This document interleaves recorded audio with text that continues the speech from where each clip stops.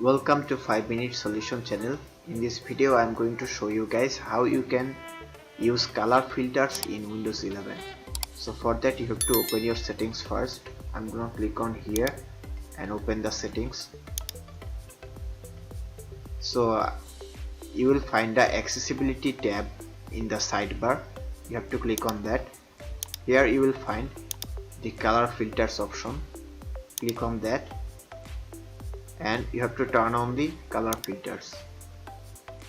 So by default it is selected in inverted.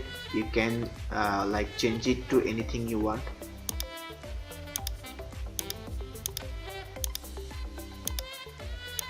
So I'm gonna select this one, and as you can see the colors are kinda changed.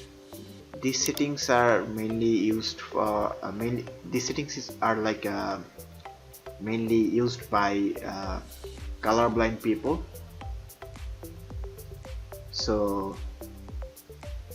that's how you can change the color filters, and you can turn it off again from here, clicking on it this icon. So it will revert back to default colors.